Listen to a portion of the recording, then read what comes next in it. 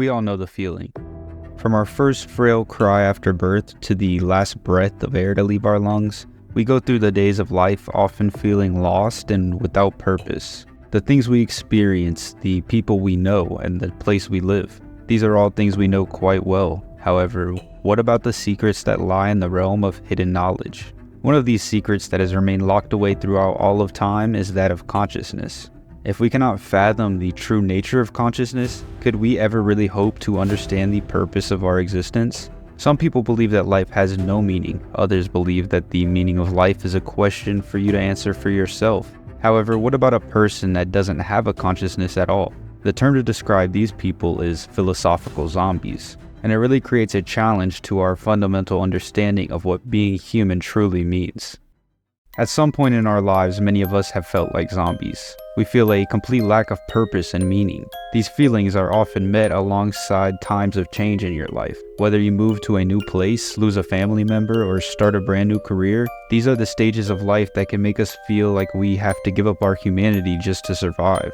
Instead of you feeling like a zombie, it's also possible that you have used this term or others like it to describe the people around you, NPC and even simpleton, just to name a couple. You have likely come across one of these individuals in your life that led you to question, are they even human? From the inconsiderate drivers you share the road with to the ones who make you question, how common is common sense really? There's no doubt that at some point in your life you have been made to believe that in at least one way you are fundamentally different from other human beings, leading you to feel distant from others and possibly even isolate yourself in hopes of compensating for the lack of connection with others.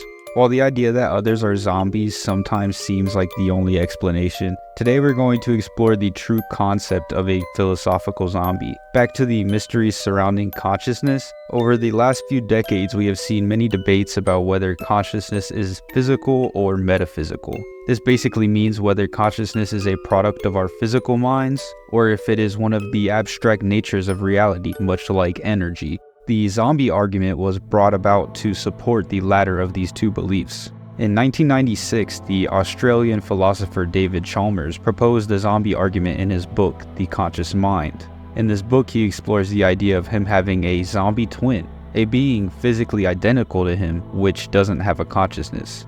There are many sensations, such as enjoying a beautiful sight or savoring a chocolate bar, that evoke some feeling or emotion in Chalmers. However, this zombie twin would see the same sight and taste the same candy and even have the same reaction, all without actually feeling anything at all. Imagining this zombie is step 1 of the argument. Step 2 states if you can conceive of a philosophical zombie, then they are possible. Long story short, if you are able to imagine a being that has no conscious experience, then you have to accept that these philosophical zombies are possible. Wrapping up the argument, step 3 says that since philosophical zombies are possible, it is not possible that physics itself can explain all of reality. While Chalmers believes that zombies can be conceived of and are possible, like the rest of us, he doubts the existence of them in our world. And to many others, this is the thing that makes the philosophical zombies so terrifying. As Philip Goff said in his book, Galileo's Error, perhaps if the laws of nature had been different, there could have been zombies roaming our planet. Now this brings us back to the original reason for this thought experiment, to combat physicalism, or the belief that all laws of nature are defined by the physical world, and that the study of metaphysics itself is possibly unnecessary. Another ideology similar to physicalism is materialism, or the belief that matter is the fundamental substance in nature, and that everything abstract is just a result of interactions among different material things. Thomas Hobbes, who is perhaps one of the most renowned materialist thinkers, would more than likely argue against the possibility of a philosophical zombie, as he believed that the human consciousness and the human brain could not exist independently from one another. This ideology was formed to directly oppose the ideal of dualism, or the belief that the intricacies of the mind and the matter that make up the universe are the two distinct substances that shape reality.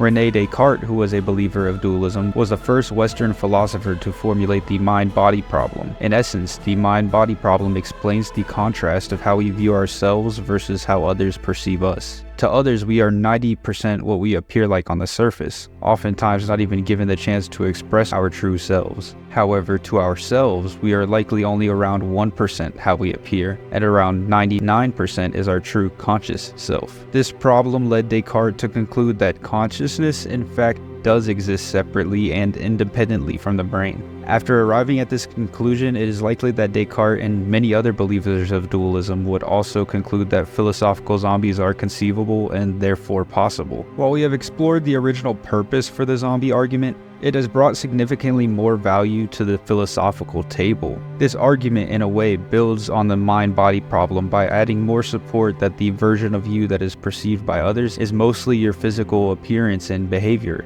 and it helps to highlight the difficulties in trying to explain consciousness. While first principles thinking has allowed us to complete even the most daunting of challenges for centuries, the human mind has always kept many secrets from us. This being one of the few problems we are unable to break down any further. With that being said, we have seen tremendous progress in studies surrounding the brain and consciousness, and there is no reason not to believe that one day we will be able to fully understand consciousness. Another implication of the philosophical zombie is the same as an implication of advanced artificial intelligence. The idea of a being that completely mimics human behavior but feels no emotion or experience is a description of robots we have seen for decades. Both across science fiction and in real life, this has been labeled one of the dangers of a superintelligent AI, their lack of humanity, or possibly even sympathy at its core. This scary aspect of artificial intelligence is shared among that of the philosophical zombies. And much like a world of emotionless AI, a world of philosophical zombies would likely be a terrifying place for a human being to live. Concepts that we cling on to survive our own conscious experience, concepts such as morality and society, would presumably be absent in such a world. The scariest part of all, with the rise of technology and social media, this might be exactly where humanity is headed. Over the last few years, we have seen a decline in critical thinking. With the development of tools such as ChatGPT, humans are having to think and innovate less often throughout their days. However, with the power given to us with these technologies, it is important for us to remain present in our own life experiences. After all, as Enrique Dons said, the steady erosion of critical thinking exposes us to reliance on a tool that can easily be used to manipulate us. Now that we have reviewed essentially all that the zombie argument has to offer, we would like to explain some other perspectives to help regain some of your sanity. According to the theory of evolution, consciousness is just a product of the numerous changes humans have undergone over thousands of years to help aid in their survival. Many experiences, such as the fight or flight response, might not be entirely possible without consciousness. In this way, it makes it seem like the emergence of consciousness is inevitable in intelligent life. If this is the case, then the existence of philosophical zombies would be impossible. However, to this day, there still exists no concrete proof for the complete theory of evolution, so this alone might not be enough to trump the zombie argument entirely. A more compelling counter-argument for the zombie argument is the fallacy that exists when relating conceivability to possibility. The main argument presented by the thought experiment states that if you can conceive of a philosophical zombie, then they are possible. However, the argument relies completely on the idea that conceivability equals possibility. But those who view this as a fallacy would likely immediately dismiss the argument. It is true that there is a distinct difference between what we can imagine and what can actually exist. Although if philosophical zombies really are a metaphysical possibility, meaning they can actually exist, then the argument would still stand strong.